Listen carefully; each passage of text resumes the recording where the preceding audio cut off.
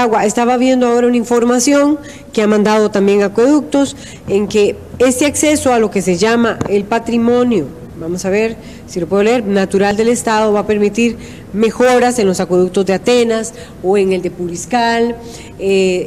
Bastante conocida la situación de Puriscal por el problema de agua que tiene. Lo vimos muy claramente los periodistas cuando nos tocó, varios de nuestros periodistas que les tocó estar en Puriscal después del huracán Otto, lo que esta comunidad ha tenido que vivir, porque ahí empeoró la situación del acceso al agua. Entonces, bueno, diversas voces, y muchas de ellas, tal vez personas beneficiarias también, podrían decir, voy a tal vez a usar uno de estos datos que están dándome aquí, esas 30.000 personas, por ejemplo, que van a tener acceso al sistema de abastecimiento en Atenas, van a aplaudir un proyecto que va a permitir que se pueda acceder con acueductos a las zonas de patrimonio natural del Estado. Pero quisiera conocer, tal vez antes de que don Rodolfo Lizano nos hable, a la posición de Henry Picado, de por qué ustedes están adversando esta ley, que ya tuvo, vamos a ver, un primer debate. Buenos días. Muy buenos días, doña Laura, y televidentes y radioescuchas.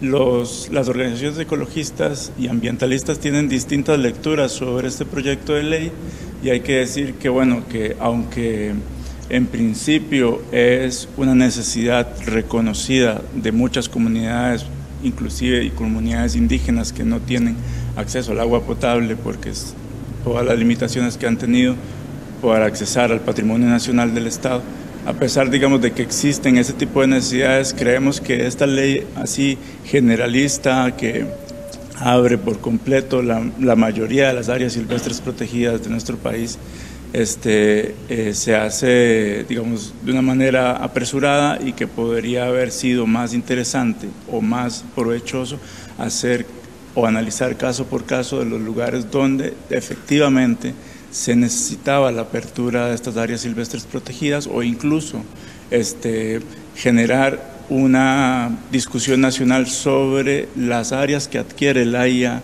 y las asadas en general para crear modalidades de protección de vida silvestre particulares sobre la protección del agua y el aprovechamiento del mismo. Entonces, nuestra queja en general es sobre esta forma así como tan aperturista de abrir la mayoría de nuestras áreas silvestres protegidas. ¿Cuál sería el peligro? Ya vamos con don Rodolfo Lizano, de acuerdo con lo que ustedes plantean, si se hace una ley general. Vamos a ver, porque aquí estarían aplaudiendo, y lo vuelvo a retomar, 30.000 personas de Atenas, de Cotobruz 55.000 habitantes, ni para qué hablar Henry Picado, don Rodolfo Lizano, bueno, estos son datos de la situación en Atenas, que es tan conocida, ¿verdad? Y que no ha logrado tener una solución, y Acueductos por lo menos así lo indica, es porque no pueden acceder, y en el caso de Atenas voy a citarlo, a ver cuál es la zona protegida allí, a la cual no pueden acceder, que es el Parque Recreativo Los Chorros, ¿verdad? Los Chorros es el caso. Entonces, qué difícil, Henry Picado, sostener, digamos, que no haya una ley para que permita acceder a todas estas comunidades. Hay otra de Guapiles, o de Pocosí más bien, sin que la gente diga, bueno, al igual que estos casos que está citando Acueductos, deben de haber otros. ¿Por qué no sería bueno que sea generalista, y por qué tendría que ser beneficioso que sea analizar cada caso en particular? Porque cada área silvestre protegida en particular es distinta en su objeto de conservación. No todas las áreas silvestres tienen la misma vocación o se crearon por el mismo objetivo. No solo es para conservar bosque, por ejemplo, sino que hay distintas vocaciones en las áreas protegidas, y algunas inclusive tienen que ver respectivamente con la protección del recurso hídrico en general, y también de la dependencia que tiene el ecosistema de ese recurso. Entonces, aplaudimos, digamos, que se busque abastecer de agua a estas comunidades como Atenas, como Guapiles, como inclusive muchas comunidades indígenas, lo repito. Lo aplaudimos, pero sí es alarmante, porque a la par de esta ley de apertura de explotación de aguas de áreas silvestres protegidas, hay otras leyes también que van en el mismo sentido de abrir nuestras áreas silvestres protegidas a a la explotación. Entonces estamos cambiando el uso o la categoría de estas áreas silvestres protegidas. Ya no son solo para conservación, ahora también están abiertas a la explotación.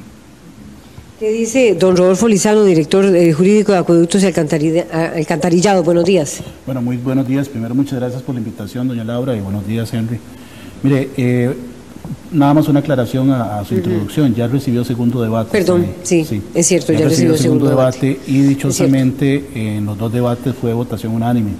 Todas las fracciones legislativas se pusieron de acuerdo y entendieron la problemática que estaba viviendo el país. Mira, aquí tenemos que hacer, pensar... Perdón que le interrumpa, hay un planteamiento de que, ¿verdad? Un cuestionamiento de que sea generalista y que no sea específica de acuerdo con la realidad de cada ecosistema, dice don Henry Picado de la FECOM.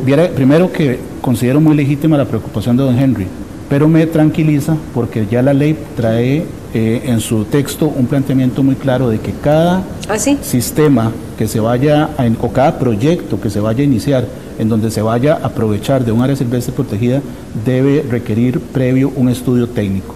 Un estudio técnico que garantice que esa es la única fuente viable desde el punto de vista técnico y financiero. Pero no solamente eso, sino que debe de garantizar que no haya un daño al ecosistema. Estamos garantizando el caudal ecológico también, de manera tal que no vaya a haber una extracción de agua que ponga en peligro la biodiversidad de cada una de las áreas. Cada área, como bien lo dice don Henry, cada categoría tiene sus especificidades y por supuesto que los estudios son estudios muy rigurosos que tienen que ser aprobados por el MINAE y por el SINAC. Entonces aquí no estamos, si bien la ley general, porque perder la oportunidad y hacer una ley específica para Atenas y después otra ley para Santa Clara ya en Guapiles, un poco sí, eso prácticamente se nos convierte en una eternidad para los que no tienen agua.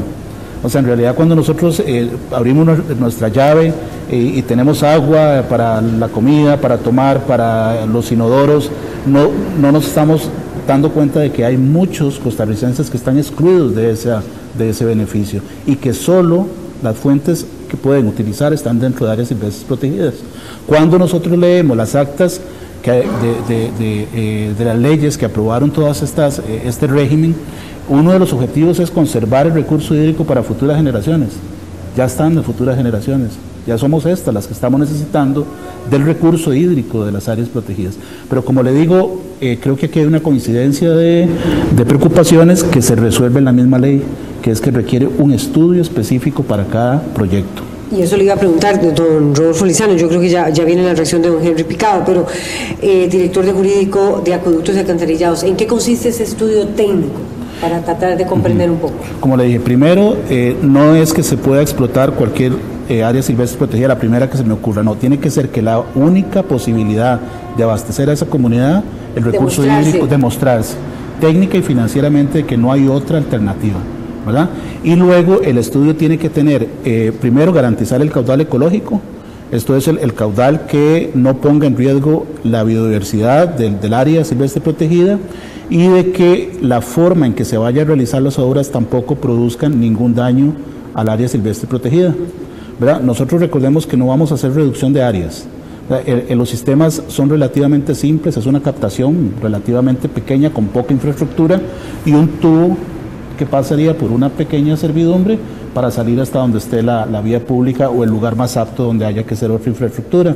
De tal manera que los estudios vienen a garantizar precisamente eso, precisamente de que no haya ningún daño. Son estudios de especialistas que tienen que presentarlos al MINAE. ¿Hidrólogos? Por supuesto, sí, ahí entra mucho el tema, bueno, inclusive, profesionales que están ligados al tema de la biodiversidad, van a participar, biólogos, van a participar hidrólogos, todos los estudios técnicos que le digan al MINAE, mire, efectivamente, este proyecto no pone en riesgo la biodiversidad del área silvestre protegida y eso entonces garantiza la preocupación que nos manifiesta ahorita don Henry. ¿Qué nos dice don Henry Picado del Frente por las Áreas Silvestres Protegidas? Mira, hay dos cosas que quisiera atender. Una es el tema del caudal ecológico, que es usado también en proyectos hidroeléctricos. Hay que decir que muchos ríos de este país se han secado casi por completo debido a una normativa que básicamente no es explícito la forma en evaluar ese caudal ecológico, y lo que queda básicamente en los ríos muchas veces es un hilito que va corriendo que no estaría básicamente abasteciendo al ecosistema río abajo. Eso es una de las preocupaciones porque ya está puesto en práctica en muchas de estas plantas hidroeléctricas, repito, y este mismo sistema o esta misma forma de evaluación del caudal está dentro de esta ley. Y básicamente el ICE lo que ha planteado en las plantas hidroeléctricas es un 10% del total del caudal del río, y eso básicamente no alcanza, o hemos visto que no alcanza para sostener el ecosistema río abajo. Esa es una de nuestras preocupaciones de cómo se va a evaluar ese caudal ecológico en esas fuentes de agua de las áreas silvestres protegidas. ¿De acuerdo con esta ley? De acuerdo con lo que se votó en segundo debate, correcto. Y lo otro es que en un contexto nacional donde existen muchas crisis de contaminación de aguas por agroquímicos, lo estamos viendo en zonas como Guapiles, como Venecia de San Carlos, como Salapiquí, etcétera, que muchas de las fuentes de agua de las comunidades están siendo afectadas por emprendimientos económicos o monocultivos y están haciendo que la presión sobre estas fuentes de agua suba. De haber una ley que incentive la búsqueda de nuevas fuentes de agua, esto para nuestra lectura desincentiva la protección de las fuentes existentes. Es decir, como ya podemos aprovechar agua río arriba en los parques nacionales, en las áreas silvestres protegidas, estas otras fuentes de agua ya usadas pueden que sean, ya no sean cuidadas o ya no estén, digamos, al resguardo de las comunidades y del mismo AIA para evitar su contaminación. Por ejemplo, esa es una de nuestras preocupaciones en un contexto nacional tan grave como el que viven cientos de comunidades rodeadas de piña, por ejemplo. Bueno, hay una preocupación muy clara que está planteando Henry Picado. ¿Cómo la ve usted, don Rodolfo Lizano? Sí. Que por cierto sería interesante aclarar cuál es la diferencia entre parques nacionales y áreas protegidas, que es lo que permite esta ley. Sí, bueno, primero recordemos la gran diferencia que hay entre infraestructura hidroeléctrica y infraestructura para captación de agua. O sea, estamos hablando para hidroeléctricas son infraestructuras muy grandes, muy, por decirlo así, muy pesadas que caen sobre un río. Nosotros no estamos de acuerdo jamás para abrir hidroeléctricas en parques nacionales. El tema del agua potable está vinculado a un derecho humano, ¿verdad? Y la afectación es tan pequeña que si nosotros hacemos un equilibrio entre los derechos y al ver que no se va a afectar el ambiente, pero sí se va a garantizar un derecho humano para poblaciones que hoy están excluidas, no vemos cómo como país tenemos que tener cerradas fuentes de caudales tan grandes que están en las áreas protegidas y teniendo comunidades con sed y con problemas de salud, ya casi en emergencia sanitaria como está Atenas. Atenas está declarada en una emergencia sanitaria. Entonces no puede ser que tengamos ¿Puriscal?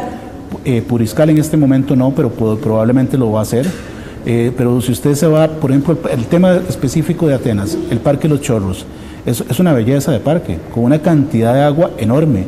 Y estoy seguro que una vez que se amplíe la captación, porque ya hay una captación ahí histórica que comparte Tacares de Grecia con Atenas desde hace más de 50 años, y al parque no le ha pasado absolutamente nada. Lo que vamos a hacer en Atenas es ampliar la captación para llevar más agua, porque Atenas ya se quedó sin agua, ¿verdad? Entonces, correcto, no es que vayamos a hacer un impacto enorme en el parque, simplemente ampliar el diámetro de la tubería, algo tan simple como eso. El tema del caudal ecológico que hablaba ahorita don Henry, sí, es importante, porque se habla del caudal ecológico en la ley, pero la ley no lo define, porque es un tema de carácter técnico. Esa es una preocupación que nosotros hemos tenido también. El caudal, los parámetros o factores técnicos para definir el caudal ecológico es una materia del MINAE. Tendrá el MINAE, por medio de su Dirección de Aguas, establecer cuáles son, bueno, y podría participar aquí otros órganos del MINAE como el SINAC, cuál debería ser la fórmula desde el punto de vista técnico para definir caudal ecológico que realmente garantice, ¿verdad? Que realmente garantice que no vaya a haber una afectación. Si esto que plantea ahora Henry, de que hay ríos que se han quedado con un 10%, con un chorrito nada más por una hidroeléctrica, entonces sí, estamos de acuerdo, no estamos bien. Hay que entonces tratar de tener una fórmula técnica mucho más adecuada. El otro tema que conversaba usted, doña Laura, las diferentes categorías de áreas silvestres protegidas. Tenemos un gran concepto que es patrimonio natural del Estado, que es todas aquellas zonas boscosas que hayan sido adquiridas las tierras por instituciones públicas, ya sea el Poder Ejecutivo o instituciones autónomas, independientemente de que hayan sido declaradas dentro de una de las categorías. Y después tenemos una serie de categorías de áreas silvestres, dentro de los cuales están los parques nacionales y las reservas biológicas, que son de protección absoluta.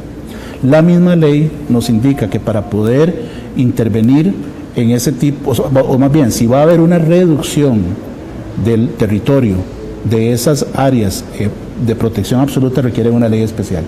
Si va a haber reducción, o sea, si, entonces estamos protegiendo, está muy blindada la ley.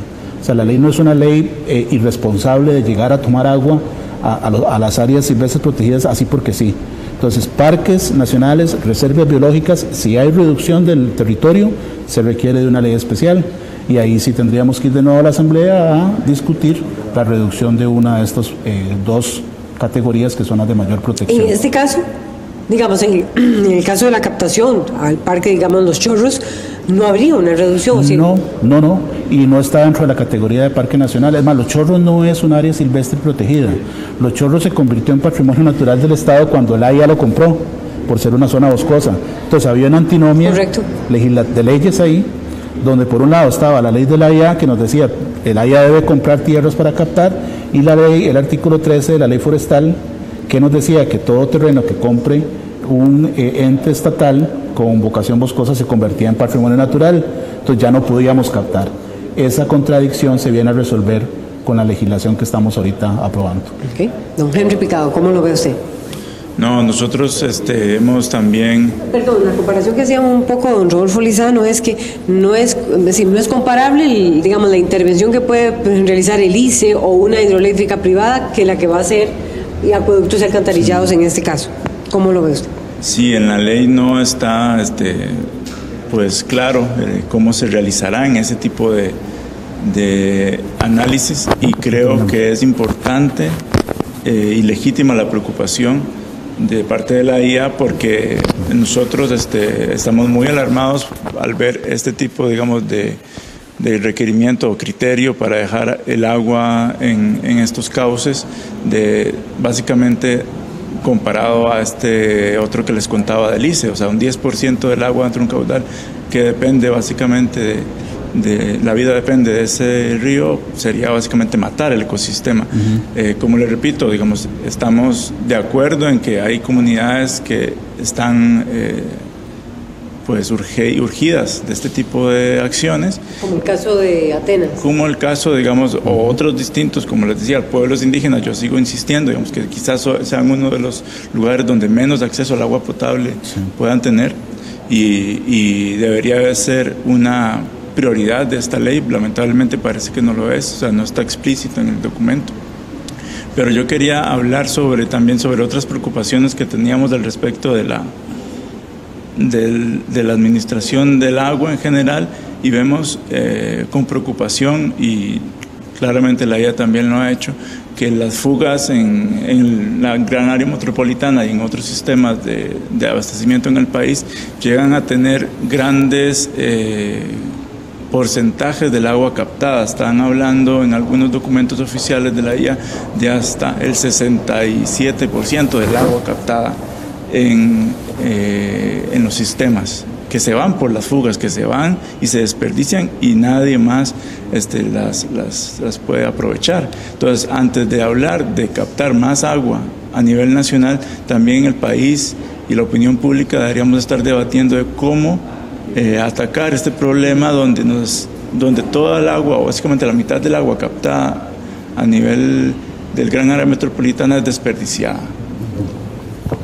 ¿Qué dice? Bueno, esa es una preocupación de... Don Rodolfo Lizano, director de acueductos. Esa es una preocupación de la IA desde hace mucho tiempo. O sea, lo que entiendo es que antes de haber aprobado esta ley, debió haberse solucionado el problema de las fugas en acueductos alcantarillados. Eso es lo que usted está planteando, don Henry. Sí, pero vean la lógica de esto, que como lo respeto muchísimo la posición, pero que no llevaría a ninguna razón. Nosotros hoy estamos hablando de comunidades que no tienen agua, o sea, que no tienen ni siquiera un sistema ni con pérdida o sin pérdida. El tema de las pérdidas es una preocupación institucional. Eso estamos claros y debería ser una preocupación nacional, porque no solo no solo el AIA como operador, sino otros también están en un problema de pérdidas. Para esto estamos invirtiendo millones de colones con un préstamo del Banco Alemán de un programa que le llamamos reducción de agua no contabilizada para los sistemas que hoy estamos operando como la GAM. Pero nosotros en la GAM tenemos agua, entonces no es comparable. Yo no puedo decir voy a reducir las pérdidas en la GAM y con eso resuelvo el problema de Atenas o el problema de Pocosí. O sea, lo que estamos hablando es de territorios y poblaciones que hoy no tienen agua. No es que tengan pérdidas o no pérdidas, es que no tienen agua o tienen tan poca que ni siquiera ahí hay pérdida de agua, porque lo que llega es 1 hora al día. Entonces, ¿qué pérdida puede haber ahí si ni siquiera el sistema está funcionando con la suficiente caudal? Entonces, si bien por un lado estamos trabajando en el tema de pérdidas para los grandes sistemas, tenemos que preocuparnos por las poblaciones que hoy están excluidas de un derecho humano, y eso es lo que viene a resolver la ley, ¿verdad? Entonces, como le digo, no estamos descuidando ninguno de los dos ámbitos, estamos trabajando en los dos, pero sí es un poco perverso, con todo respeto, decir que porque hay pérdidas en la GAM, Atenas se quede sin agua, Puriscal se quede sin agua o Pocosí se quede sin agua. Entonces aquí estamos hablando de dos temas totalmente diferentes, que si bien cierto están de alguna manera vinculados con la administración general del recurso hídrico para consumo humano, pero una cosa no resuelve la otra. Una cosa no resuelve la otra, dice don Rodolfo Lizano. ¿Qué dice Henry Picado? Bueno, o sea, sí me parece importante señalar que antes de generar, digamos, este tipo de legislación, atender al tema de las fugas es prioritario, sí. Debería ser prioritario, sí, para el sistema, y yo también tendría, digamos, la preocupación de que si de repente la presión dentro del anillo de contención de la GAM, digamos, del periférico, necesita agua para seguir, digamos, creciendo. Lamentablemente la GAM, digamos, es un ente vivo que está básicamente comiéndose los cantones aledaños. Estos van a requerir agua. Entonces yo más bien le querría hacer la pregunta al señor Lizano de si este tipo de emprendimientos como los urbanísticos o de construcciones, digamos, de alto impacto o de alta densidad, también están contempladas como categorías o proyectos que estarían haciendo fila para pedir un permiso para abastecerse de aguas de áreas silvestres protegidas. Es una duda, básicamente. Sí. Bueno, para el gran área metropolitana, lo que tenemos ahorita, en lo que estamos trabajando es la 5ª etapa del proyecto del acueducto metropolitano, que es una segunda captación del río Macho, ya donde viene de Rossi, que ya captamos para un porcentaje importante. No es un área silvestre protegida, es una área ya captada por el ICE para hidroeléctrica y que nosotros captamos para agua para consumo humano. Digamos que eso es un poco un concepto de gestión integrada del recurso hídrico, ¿verdad? Pero no estamos pensando en que se va a captar agua de áreas silvestres protegidas para la GAM, sino que ya tenemos esta solución, que estamos hablando de aproximadamente 2 metros cúbicos por segundo, que es bastante agua que vendría a solventar la problemática. Y aprovecho para hacer un comercial. Creo que que ahora la política que tiene este gobierno con la primera dama de entrar a un ordenamiento territorial, ¿verdad? Y a digamos que un urbanismo mucho más ordenado nos va a permitir llegar a tener digamos una planificación también de lo que va a ser el abastecimiento de agua potable bajo esta misma óptica, ¿verdad? Ese crecimiento que se ha dado desordenado en la GAM, creo que podríamos ya empezar a conceptualizarlo de otra manera, y el agua definitivamente está totalmente ligada al urbanismo. Entonces yo creo que con esta 5ª etapa vamos a tener un concepto diferente de desarrollo de país y desarrollo de ciudad, ¿verdad? Y aquí, como le digo, para tranquilidad de todos, no estamos pensando en captar de áreas silvestres protegidas. Bien, bueno. Muchísimas gracias. No sé si Henry quiere cerrar con alguna otra duda que tenga, porque, bueno, Henry Picado nos acompañó por el Frente de Áreas Silvestres Protegidas y también don Rodolfo Lizano, director de Jurídico de Acueductos y Alcantarillados, nos pusieron en perspectiva una discusión muy interesante sobre el tema de segundo debate de lo que es la ley para autorizar el aprovechamiento de agua para consumo humano y construcción de obras en el patrimonio natural del Estado. Nosotros tenemos hasta aquí este reporte y regresamos al estudio principal con más información. Bien, muchas gracias por esta amplia información. Vamos a hacer una nueva pausa comercial.